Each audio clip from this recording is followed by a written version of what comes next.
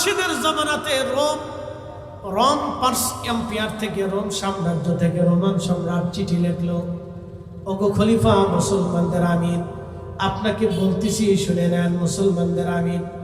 আমাদের খ্রিস্টান সম্প্রদায়েরা বিশ্বাস করি আমাদের ঈসা আল্লাহর বেটা, আর আপনারা বলেন ঈসা আল্লাহর নবী। ঈসা আল্লাহর বেটা, আমরা খ্রিস্টানরা এটা প্রমাণ করব, আর আপনারা প্রমাণ করবেন ঈসা আল্লাহর নবী।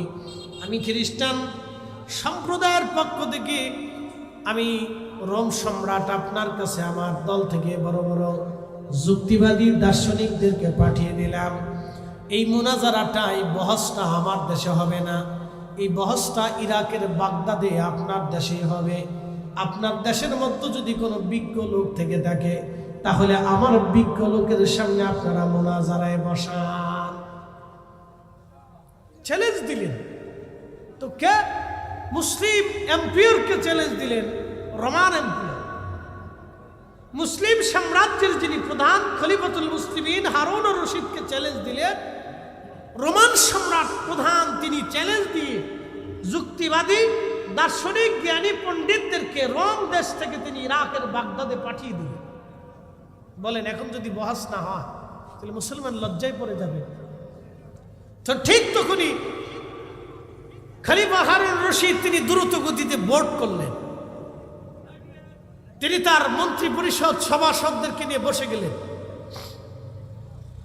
আগে রাজা বাদশারা দেশের ক্রান্তি লগ্নে বড় বড় আলেম ওলামা জ্ঞানী বুদ্ধিজীবীদেরকে নিয়ে বসতেন।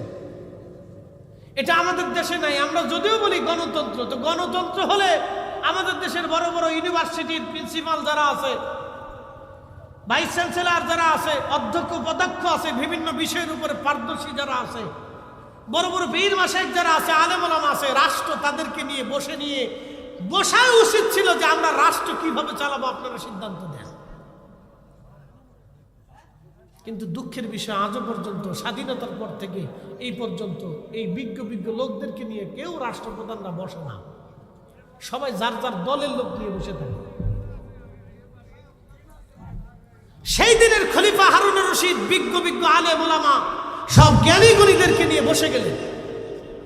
দেখেন খলিফা বসে যেয়ে বললেন, আমাকে আপনারা সমাধান দেন, বহাস করবেন কি করবেন না। যদি বহাস করেন তাহলে বহাসের জন্য উপযুক্ত ব্যক্তি কে আছে, আর যদি বহাস না করেন তাহলে সেটা বলেন। তো সবাই বলল, খলিফা বহাস যদি না করি, আমরা যদি বিতর্ক না করি, তাহলে পৃথিবীতে মুসলমান সারা জীবন মাথা নত করে থাকবে। পৃথিবীতে মুসলমান সারা জীবন মাথা নত করে থাকবে।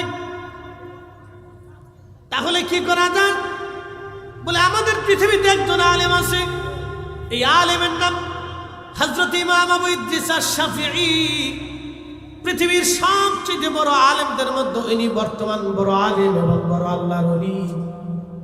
উজির বললেন, হুজুর ওনাকে দিয়ে যদি আপনি বহস করান তাহলে আশা করা যায় বিজয় হবে। খলিফা হারুন রশিদ বললেন, তাহলে চিঠি লেখেন। কি চিঠি লিখব? দ্রুত গতিতে বলেন সে যেন ইরাকের বাগদাদে চলে আসে, কারণ খ্রিস্টানরা আমাদের দিকে রওনা হয়ে গেছে, তারা আসবে, আমরাও থাকবো, বহাস হবে। খলিফা হারুন রশিদ চিঠি পাঠিয়ে দিলেন। তখন তিনি বাইতুল আকসার ইমাম ছিলেন, ইমাম আবু ইদ্রিস আশ-শাফিঈ। তখন বাইতুল আকসা ফিলিস্তিন মুসলমানদের দখলে ছিল। বর্তমান Iran, Iraq, Oman, Yemen, Qatar, Dubai, Saudi Arab, Bahrain, Jordan, Syria, Lebanon, Libya, Tunisia, Algeria, Nigeria, Morocco, Sudan এবং মিশর থেকে শুরু করে পৃথিবীর বিরাট একটা অংশ খলিফা হারুন রশিদ রহমতুল্লাহ আলাইহি তিনি শাসন করতেন। এমনকি তুরস্কের কিনারা পর্যন্ত তিনি শাসন করতেন। বিরাট এই দেশ শাসন করতেন খলিফা হারুন রশিদ রহমতুল্লাহ আলাইহি। ভাই আমার, তখন হুজুরের কাছে চিঠি পাঠাইলেন। হুজুর চিঠির জবাব দিলেন, খলিফা আমি খ্রিস্টানদের সাথে বহস করব, কিন্তু শর্ত হলো বহস হবে দজলা নদীর পারে এবং সময়টা হবে জোহরের নামাজের পরে।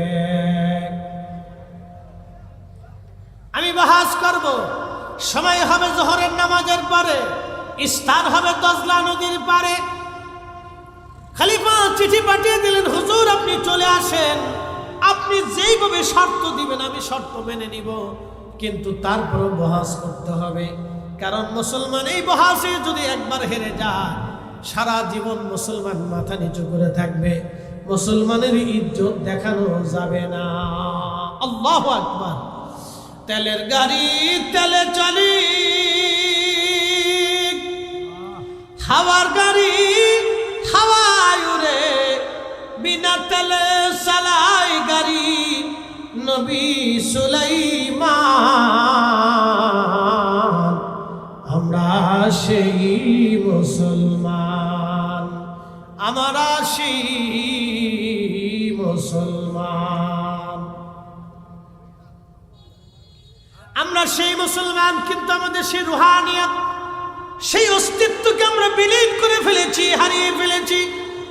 আমরা সেই মুসলিম, আমাদের কথা শুনলে বাতিলরা থরথর করে কাঁপতো, আমরা সেই মুসলমান। হবিগঞ্জবাসী শুনে যাবেন, খলিফা হারুনুর রশিদ রহমতুল্লাহ আলাইহি দজলা নদীর পরে মঞ্চ বানাইলেন। লক্ষ লক্ষ মানুষ আসলো, আমির ও আলেম উলামা এসে গেল, খলিফা নিজে উপস্থিত হয়ে গেলেন। খ্রিস্টান মিশনারিরাও চলে আসলো, তারাও বসে গেল। আজকে বিতর্ক হবে মুসলমানদের সাথে খ্রিস্টানদের। সব ধর্মের মানুষ আসছে বহাস দেখার জন্য। লক্ষ লক্ষ মানুষ ইরাকের বাগদাদে বহাস দেখার জন্য চলে আসলেন। হবিগঞ্জবাসী ভালো করে বুঝে যান, ইসলাম অলিদের কাছে নিরাপদ ছিল, ইসলাম অলিদের কাছেই নিরাপদ থাকবে। এবং ইসলামের ঝান্ডা যদি কখনো কারা উড়ায় তাহলে অলিরাই ইসলামের ঝান্ডা উড়াবে, অলিদের কাছে ইসলামের ঝান্ডা উড়বে। ভালো করে শুনুন। তো খলিফা হারুনুর রশিদ রহমতুল্লাহ আলাইহি বিরাট মঞ্চের ইন্তজাম করে লক্ষ লক্ষ মানুষ আসছে বহাস দেখার জন্য দজলা নদীর পারে। বহাস শুরু হবে, জোহরের নামাজের সময় হয়ে গেল। হযরত ইমাম আবু ইদ্রিস আশ-শাফিঈ রাহিমাহুল্লাহ তিনি জোহরের নামাজ পড়ার জন্য জোহরের নামাজের সময় স্টেজে উপস্থিত হলেন।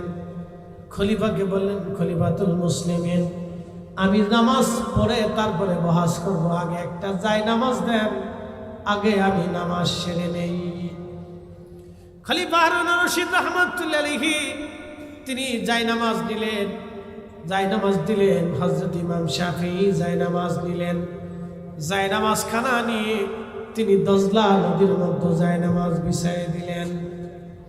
দজলা নদীর মধ্যে জায় নামাজ বিছাইয়া হযরত ইমাম আবু ইদ্রিস শাফিঈ রাহমাতুল্লাহ আলাইহি জায় নামাজে দাঁড়িয়ে গেলেন। দজলা নদীর উপরে পানির উপরে জায় নামাজ ভাসতে লাগলো। ওই জায় নামাজের উপরে ইমাম আবু ইদ্রিস শাফিঈ দাঁড়িয়ে গেলেন।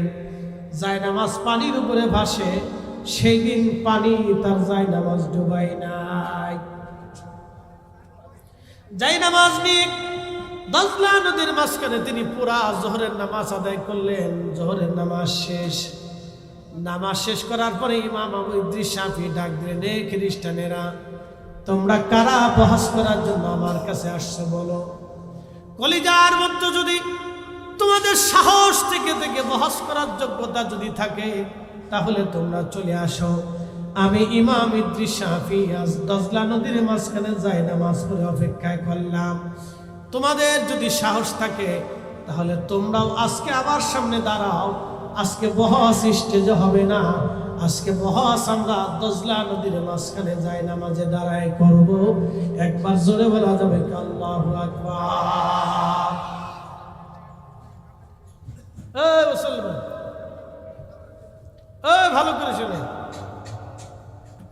দজলা নদীর মাঝখানে ইমাম আবু ইদ্রিস শাফিঈ দাঁড়িয়ে গেলেন। দজলা নদীর মাঝে দাঁড়িয়ে গেলেন, নামাজ চলতেছে। নামাজ শেষ। আসাই খ্রিস্টানেরা, এই খ্রিস্টানেরা আসো, তোমরা প্রমাণ করবা ঈসা আল্লাহর বেটা, আর আমি এই নামাজের উপরে দাঁড়াইয়া প্রমাণ করবো ঈসা আল্লাহর নবী। একসাথে বলবেন আল্লাহু আকবার। আসো যদি তোমাদের কলিজার মধ্যে সাহস থাকে। বলেন তো, ইমাম আবু ইদ্রিস শাফিঈ জায়নামাজ বিছাইলেন, জায়নামাজ তাকে পানিতে ডুবাইলেন। এই শক্তির নাম হচ্ছে রুহের শক্তি। এই শক্তির বদৌলতে হযরতে শাহজালাল ইয়ামানি মুজাররিদি রাহমাতুল্লাহ আলাইহি তিনি সুরমা নদীর উপর জায়নামাজ বিছিয়ে দিলেন। সেই দিন যদি উনি সুরমা নদীর উপর জায়নামাজ বিছাইতে না পারতেন তাহলে আজকের এখানে মাহফিল হতো না। এই আস্তে বলবেন না, জোরে বলেন। আজকের এখানে মাহফিল হতো। ইসলাম তো দূরের কথা, কালেমা তো দূরের কথা, কালেমার তো প্রশ্নই আছে। যদি সেই দিন ওনার জায়নামাজ সুরমা নদীর নিচে ডুবে যেত তাহলে আজকের ইসলাম এখানে পেতেন না। এত সুন্দর মঞ্চ করে আবার ওয়াজ করবেন, এত সোজা, এত সোজা। জানতো স্পেনে এত সুন্দর করে একটা মানুষের সাথে একটা ওয়াজ দিয়ে দেখেন তো, স্পেনে জানতো, ডেনমার্কে জানতো, নরওয়েতে চলে জানতো, দেখি পারেন কিনা, ফ্রান্সে জানতো, জার্মানিতে যান, ইটালিতে যান, ইউরোপে সেনজনে আনসেনজনে চলে জানতো, দেখেন পারেন কিনা এরকম একটা স্টেজ সাজাইয়া, জানতো চীনে স্টেজ সাজাই এরকম একটা মাহফিল করতে পারেন কিনা। অত দূর যাওয়া লাগবে না, আপনি ভারতেই চলে যান, গুজরাটে চলে যান, তো এরকম একটা স্টেজ সাজায় দেখেন পারেন কিনা। দিন এত সোজা। খাজা বাবা আজমিরি কি ওয়াজ করেছিলেন, তার জবানের হুজুর কি ছিল, তার রুহের শক্তি কি ছিল, যে একজন না দুইজন না 90 লাখ মানুষ কালেমা পড়ে মুসলমান হয়েছিল। আমরা সেই দলের নাম হলে সুন্নাত ওয়াল জামাত, অথচ আমরা বানাইছে বেদাতি আর মাজার পূজারি। কথা কন না কেন, ঠিক না বেটা? আমরা বলতেছে ওরা মাজার পূজারি। আমরা হলাম সেই জামাত, যেই জামাতের আকাবিররা এদেশের মানুষকে কালেমার শিক্ষা দিয়েছে, ঈমান দিয়েছে, কালেমার পতাকা আল্লাহর আকাশে উড়িয়েছে, অথচ আমরা বানাইছে বেদাতি। আমরা আজকে তাদের কিছু বেদাতি। কি আশ্চর্য! উদর পিন্ডি বুদর করে চুরি করছে একজন, সাফাইছে আরেকজনের ঘরের উপরে। বুঝতে পারছেন? উদর পিন্ডি বুদর করে বেদাতি। কি আর বেদাতি বানাইছে কাকে? আচ্ছা বলেন তো, মুনাজাত বন্ধ করে দেওয়া এটা সুন্নাত? মুনাজাতকে বন্ধ করে দেওয়ার যারা চেষ্টা করতেছে ওরা হলো অরিজিনাল বেদাতি। আর আমরা যারা মুনাজাতকে প্রতিষ্ঠিত রাখার চেষ্টা করতেছি আমরা হইছি অরিজিনাল সুন্নতি। আমরা সুন্নতের জন্য লড়াই করি। এই কথা কার না কেন, যারা বলেন আমরা কিসের জন্য লড়াই করি?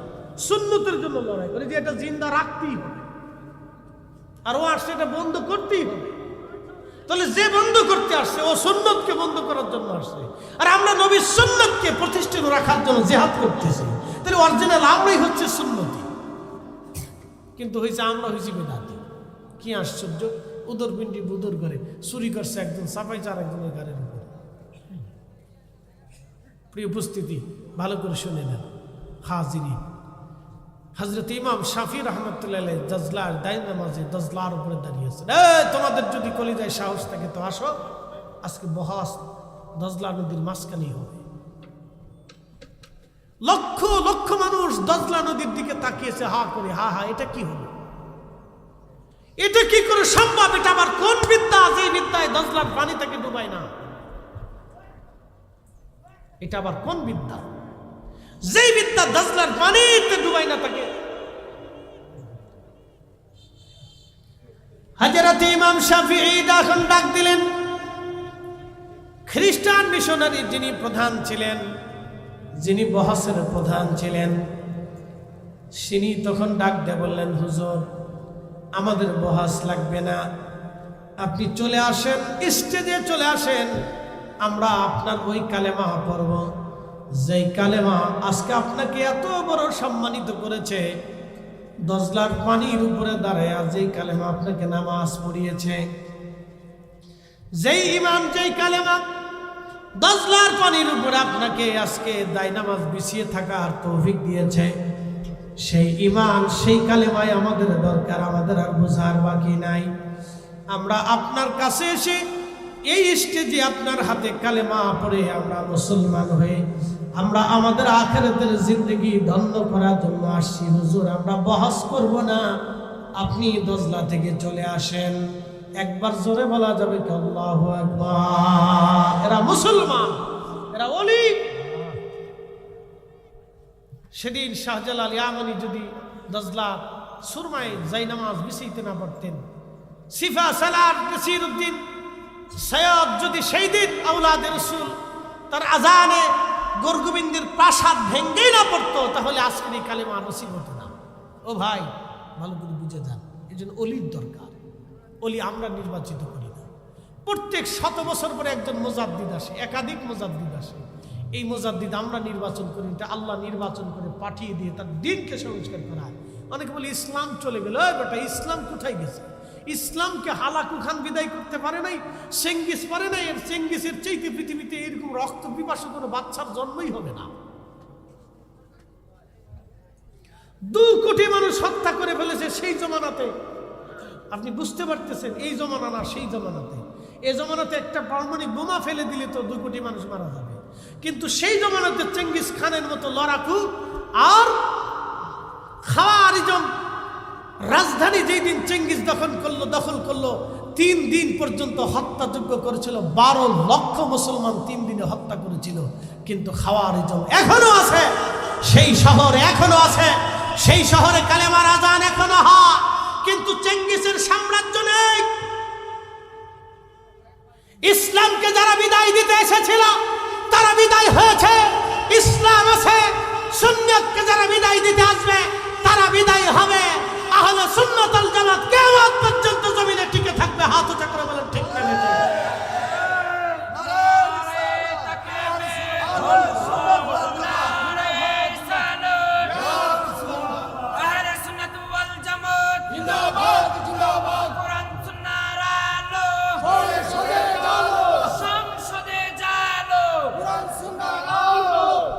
ভয় পাইতেছেন নাকি? সংসদে কোরআন সুন্নাহ চললে কি খারাপ হবে? সংসদে তো কোরআন সুন্নাহর আইন দরকার। কেন দরকার? সংসদে যদি আল্লাহর কোরআনের আইন চলে যায় তাহলে এদেশে ইনসাফ প্রতিষ্ঠিত হবে। ভিখারির ভিক্ষা করা লাগবে না, অন্ধের অন্ধত্ব বরণ করে ওইভাবে থাকতে হবে না, গরিবের চিকিৎসা বিনামূল্যে উন্নত চিকিৎসা এদেশেই হবে। একসাথে বলবেন আল্লাহু আকবার। আল্লাহ তৌফিক দিক বলে না আমিন। ভয় পায়েন। কিয়ামতের ময়দানে মানুষগুলো বিক্ষিপ্ত পতঙ্গের মতো ছোটাছুটি করবে, দৌড়াদৌড়ি করবে। মানুষেরা পাগল পারা হয়ে দৌড়াবে প্রচন্ড ঘামে গরমে। মানুষের জিহ্বা কুকুরের জিহ্বার মতো ঝুলতে থাকবে। তৃষ্ণায় কাতর হয়ে পাগলের মতো আর্তনাদ করতে থাকবে আর বলতে থাকবে, রব্বুল আলামিন তুমি আমাদেরকে হাসর থেকে জাহান্নামে পাঠিয়ে দাও।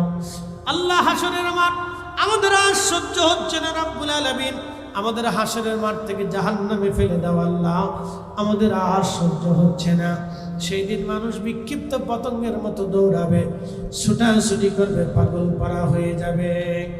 ওয়াতাকুনুল জিমালু কাল্লাহিনিল মানফুশ।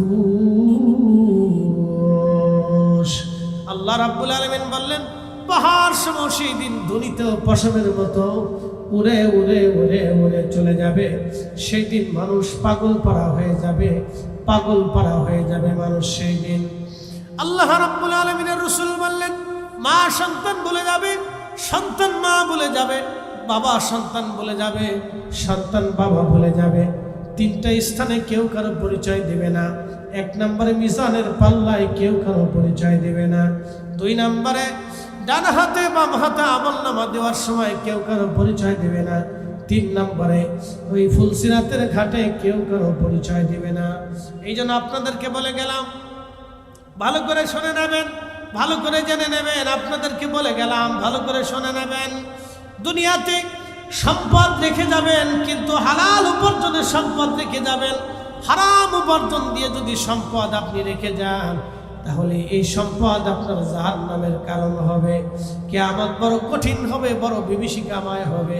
আল্লাহর কোরআনে আল্লাহ বলেন, তারুজুল মালাইকাতু আর-রূহু ইলাইহি ফি ইয়াউমিন কানা মিকদারুহু 50 আলফা সানা। দুনিয়ার 50,000 বছর এক জায়গায় করলে যত বড় হবে, হাসরের একটা দিন হবে তত বড়। আল্লাহ রাব্বুল আলামিনের রাসূল বললেন, সেই হাসরের ময়দানে এক শ্রেণীর বান্দাকে আল্লাহ আরশে ও আল্লাহর নিচে জায়গা দিয়ে দেবে।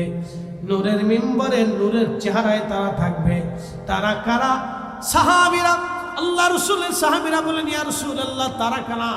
নবীজি বললেন, সাহাবীরা রে, তাদের এই মর্যাদা দেখে অন্যান্য নবীরা পর্যন্ত ঈর্ষা করবে। শহীদরা পর্যন্ত ঈর্ষা করে বলবে রব্বুল আলামিন তোমার কালেমার জন্য যুদ্ধ করতে যে আমরা শহীদ হয়েছিলাম আল্লাহ, এরা কারা?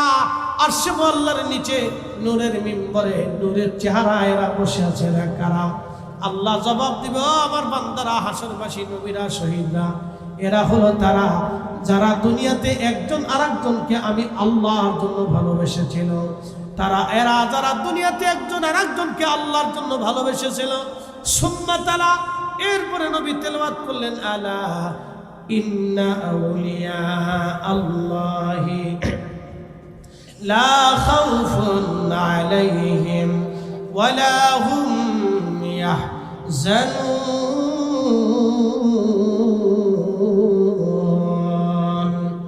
আমার আল্লাহ বললেন, সাবধান আমার ওলি যারা, তাদের কোনো ভয় নেই, তাদের কোনো চিন্তা নাই। নবীজি আয়াত কারিমা তেলাওয়াত করলেন।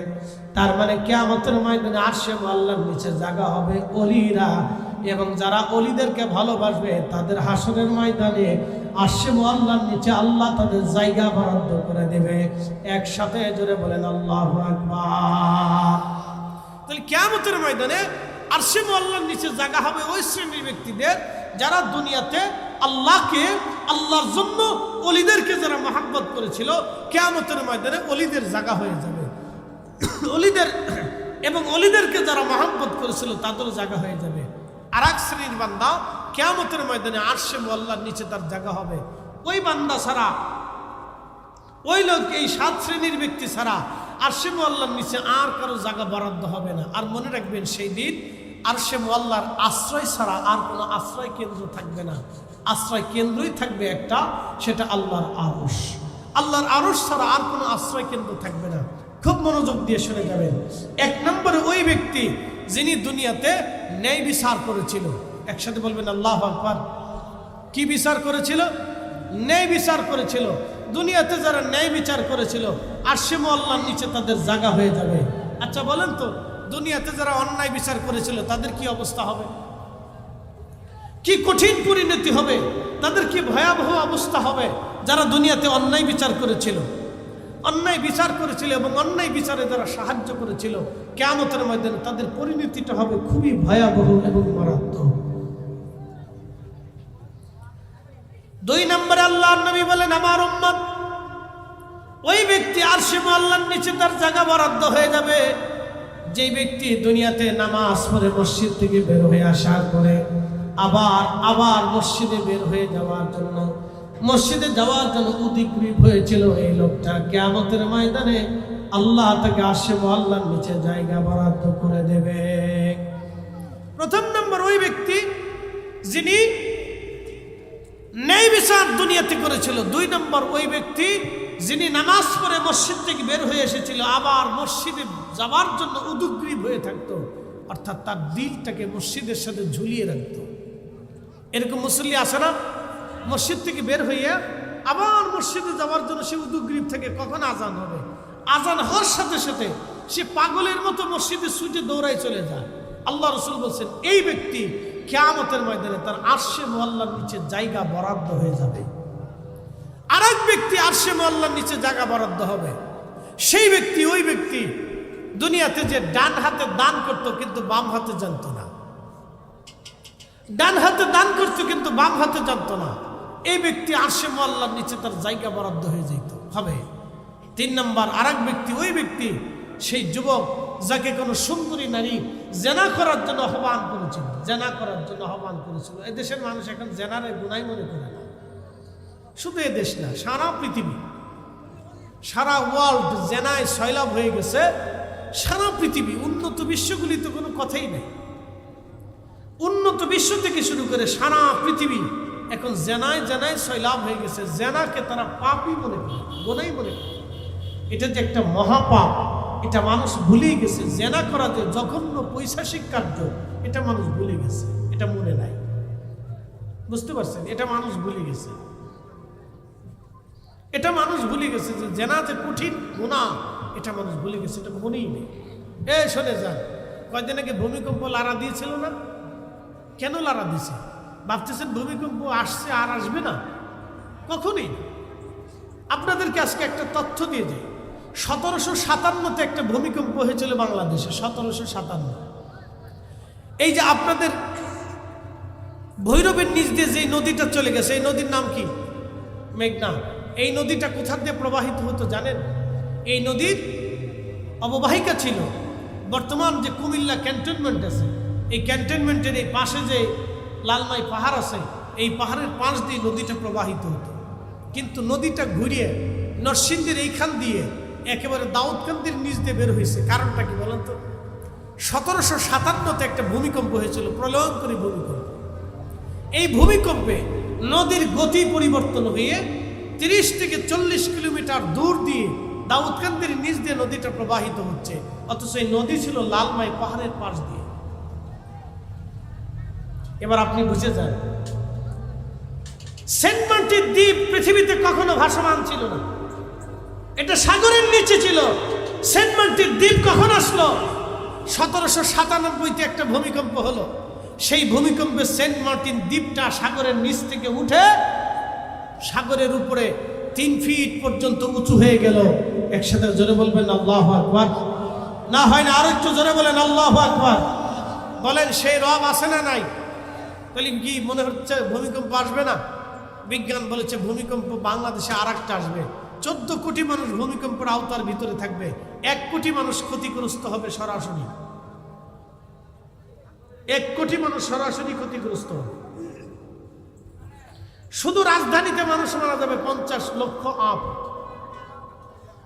1 কোটি মানুষ ভূমিকম্প সরাসরি ক্ষতিগ্রস্ত হবে, কোটি কোটি মানুষ আহত হবে, হাত হারাবে, চোখ হারাবে, পা হারাবে, কান হারাবে, দেহ হারাবে, বিকলাঙ্গ হবে, ল্যাংড়া হবে, বোবা হয়ে যাবে, কানা হয়ে যাবে। কোটি কোটি মানুষ এরকম বিকলাঙ্গ হয়ে যাবে। সেই ভূমিকম্পটা বাংলাদেশের জন্য অপেক্ষা করতেছে। বলে কেন আসে ভূমিকম্প? আপনাদেরকে বুঝাই। 14টা কারণে ভূমিকম্প আসে।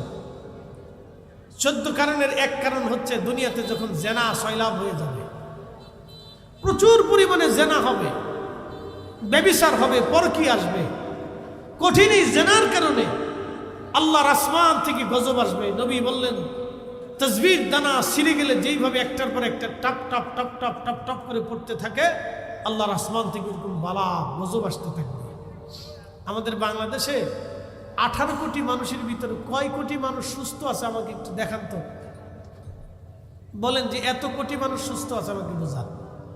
এদেশের ঘরে ঘরে ডায়াবেটিস, ঘরে ঘরে পেশাব, ঘরে ঘরে হার্টের রোগী, ঘরে ঘরে কিডনি রোগী, ঘরে ঘরে লিভার পচা রোগী, ঘরে ঘরে নানান জটিল কঠিন রোগে আক্রান্ত রোগী, ঘরে ঘরে হাজারে হাজারে লাখে লাখে কোটি কোটি মানুষ অসুস্থ। বলবেন হুজুর কারণ কি? এই যে রোগ আসে, এই রোগগুলি আল্লাহর পক্ষ থেকে একটা বালা, ওটা আসমান থেকে আসছে। আল্লাহ নিজে জোর করে চাপাই দেন নাই, আমরা এটা আল্লাহর কাছ থেকে চেয়ে নিছি। এই কোরআন আল্লাহ বলছেন যাহারাল ফাসাদ ফিল বাররি ওয়াল বাহরি বিমা কাসাবাত আইদিল নাস। এ মানুষ, আমি তোমাদের উপর গজব চাপাই না, তোমরা আমার কাছ থেকে গজব চেয়ে নাও। আল্লাহ গজব চাপান না, মানব জাতি গজব চেয়ে না। বলে গজব কেন আসে? এটা মানুষের দুহাতের রুজি। মানুষ গজবের জন্য কাজ করে, আমি আল্লাহ মানুষের জন্য গজব চাপিয়ে দিই। মানুষ গজবের জন্য কাজ করে, আল্লাহ গজব চাপিয়ে দেয়। কিন্তু বলবেন হুজুর তাহলে গজব আসলো না কেন? 2 কারণে গজব আসে না। 1 নম্বর কারণ, জমিনের কোথাও না কোথাও আল্লাহর ওলিরা বসে থাকে। একসাথে জোরে বলবেন আল্লাহু আকবার। না হয় না, যেমনি বলতেছেন মনে হচ্ছে যে আপনি দুর্বল। জোরে বলেন, একসাথে বলেন আল্লাহু আকবার। কারা থাকে? ওলিরা। জোরে বলেন কারা থাকে? জোরে বলেন কারা? জোরে বলেন কারা? আচ্ছা, এই শায়েস্তাগঞ্জের ভিতরে কত লক্ষ মানুষ হবে? হ্যাঁ, বলতে পারবেন? আপনাদের এই এলাকার ভিতরে কত লক্ষ মানুষ হবে? ভোটার কত আছে আপনাদের এই থানায়? এই ইউনিয়নে ভোটার কত আছে? ইউনিয়নে 50,000 ভোটার আছে। ভোটার বাদ দিয়ে আমি আরো 50,000 ধরলাম, 1 লক্ষ মানুষের বসবাস ধরেন। আচ্ছা বলেন তো, এই 1 লক্ষ মানুষ যদি ঠিক মতো নামাজে আসতো, তাহলে মসজিদ কতগুলি দরকার ছিল? সবাই কি ঠিক মতো নামাজে আসে? সবাই কি ঠিক মতো সত্য কথা বলে? তাহলে বলেন এদেরকে দিয়ে আল্লাহর কি কাজ আছে দুনিয়াতে? এর ভিতরে কিছু সুদখোর আছে, কিছু ঘুষখোর আছে, কিছু দুর্নীতিগ্রস্ত মানুষ আছে, কিছু মানুষ আছে নিজের বোনের জমি 30 বছর বুঝাই দেয়নি। আপন কলিজার টুকরো বোন 30 বছর জমি বুঝাই দেয় না, এরকম বহু মানুষ আছে। অন্যের দোকান দখল করে 20 বছর ধরে খাচ্ছে, দোকান দিয়ে আজও পর্যন্ত দেয় নাই। এই লোক দিয়ে আল্লাহর কি হবে বলেন? ইসলামের কি উপকার হবে বলেন? তাহলে ভূমিকম্প কেন আসে না? জমিন তো থাকার কথা না, জমিন তো ভেঙে দেওয়ার কথা। জমিন টিকেই থাকে ওলিদের জন্য। এই কথা কান্না কেন জোরে বলেন? জমিন টিকে থাকে কাদের জন্য? ওলিদের জন্য। ওয়াজ যদি বুঝে যান আমার শানে আউলিয়ার বিষয় ছিল, এই কথা টানতে যে আমি এত দূর পর্যন্ত আপনাদেরকে এই ওয়াজ নিয়ে আসছি, এত দূর পর্যন্ত ওয়াজ নিয়ে আসছি যে আকাশ ভেঙে পাথর পড়ে আসার কথা ছিল, জমিনে ভূমিকম্প আসার কথা ছিল, দুর্ভিক্ষ চলে আসার কথা ছিল, মহামারী আসার কথা ছিল, মানুষের মেরে মেরে মরে মরে সৈলাব হয়ে যাওয়ার কথা ছিল। কিন্তু মরে না কেন? আর গজব আসে না কেন? আল্লাহর জমিনের কোনায় কোনায় কিছু অলি থাকে। এই অলিরা রাতের গভীরে নির্বিঘ্নে নির্জনে সেজদার মধ্যে পড়ে রবের কাছে কাঁদে, আল্লাহ আপনি গজব দিয়েন না, আল্লাহ ভূমিকম্প দিয়েন না, আল্লাহ আপনি টর্নেডো দিয়েন না, আল্লাহ আপনি বালা দিয়েন না, আল্লাহ দুর্ভিক্ষ দিয়েন না। দুর্ভিক্ষ যদি দেন তাহলে জাতি একসাথে মারা যাবে। আল্লাহ ভূমিকম্প যদি এইভাবে দেন তাহলে জাতি একসাথে ধ্বংস হবে। আল্লাহ দিয়েন না। ওরা গুনাহ করছে, আল্লাহ আমি তো আপনাকে ডাকতেছি, আল্লাহ আপনি দয়া করেন, আপনি মায়া করেন। অলিরা কান্নাকাটি করে, অলিদের কান্নার কারণে আল্লাহ হয়তো কিছু সময়ের জন্য আমাদেরকে রুখসত দেয়। নতুবা জমিন থাকার কথা না। বলে হুজুর কেন থাকবে না? কয়েকদিন আগে এক ভদ্র মহিলা আমাকে ফোন দিছে, হুজুর একটা মাসালা। আমি বললাম আপনি কেন ফোন দিছেন? বলতেছে হুজুর মাফ করবেন, একটা জিনিস জানার জন্য ফোন দিছি, আমি বিপদে পড়ে ফোন দিছি। বললাম বলেন কি বিপদ? বলতেছে হুজুর আমার স্বামী তার আপন সৎ বোনের মেয়ের সাথে জেনা করে। হ্যাঁ মুসলমান আমার দিকে দেখেন তো, জমিন কেন? কি নিকৃষ্ট মানুষ! তা কুত্তা কোনোদিন চিন্তা করে? কুত্তাও চিন্তা করে, গরু ছাগলের চিন্তা করে, হাঁস মুরগি ভেড়া বকরির তো চিন্তা করে, যেই চিন্তা মানুষ করে করছে। পরশুদিন নিউজে দেখলাম এক মহিলা তার স্বামীর বিরুদ্ধে মামলা করছে, বলে তার 10 বছরের মেয়ের সাথে সে জেনা করে, ধর্ষণ করে, মেয়েকে যে ধর্ষণ করে। এই কথা শুনলে আপনার ঘাসির উঠবে না? যে বাবার কাছে যদি মেয়ের নিরাপত্তা না থাকে তাহলে পৃথিবীতে একজন নারীর নিরাপত্তা কোথায় আছে? তার অর্থ হচ্ছে আমরা আইকামের জাহিলিয়াতকে ফেল করে ফেলেছি। শুধু জমিনে ওলি যদি না থাকতো তাহলে জমিন ভেঙে আল্লাহ জমিনে পাথর নিক্ষেপ করে, আল্লাহ ভূমিকম্প দিয়ে একসাথে পৃথিবীর মানুষকে গায়েব করে দিয়েছে যদি ওলি না থাকতো। এই কথা বললে কেন? ঠিক না? নারায়ে রিসালাত, নারায়ে রিসালাত, নারায়ে গাউসিয়া। কিন্তু আফসোস আমরা ওলিদেরকে বুঝলাম না, আমরা ওলিদেরকে বুঝলাম না। আমরা কেউ আছি ওলিদের মাজার ভাঙ্গিয়ে চিন্তা করতেছি আমরা একবার ইসলাম প্রতিষ্ঠিত করব। কি আশ্চর্য, কি আশ্চর্য একটা ব্যাধি আমাদের দেশে আসলো, মহামারীর মতো ছড়াই গেছে, নাম দিছে তৌহিদি জনতা। কি আশ্চর্য! কবর থেকে একটা মানুষ উঠাইয়া লাশ পুরাইতে হবে, এই ইসলাম তাকে কে শিখিয়েছে? কোন কালেমায়, কোন কিতাবে, কোরআনের কোন পৃষ্ঠাতে, রসুলের জিন্দিগির কোন হাদিসে আসে? বলেন আবু জাহেলের চাইতে নিকৃষ্ট কাফের দুনিয়াতে কেউ আছে যে আল্লাহ রসুলকে তিলে তিলে তিলে তিলে তিলে তিলে কষ্ট দিয়েছে? সেও তো বদরের যুদ্ধে নিহত হওয়ার পরে নবী তার হাত কাটে নাই, নাক কাটে নাই, তার দেহকে বিকলঙ্গ করে নাই, তার বডির সাথে নবীজি কোনো অত্যাচার করে নাই। সাহাবায়ে কেরাম তার বডিতে আগুন ধরিয়ে পুড়িয়ে সারখার করে দেয়নি। ও কি করেছে? সাহাবীরা তার লাশটা ধরে নিয়ে কুয়ার মধ্যে ফেলে দিয়েছে।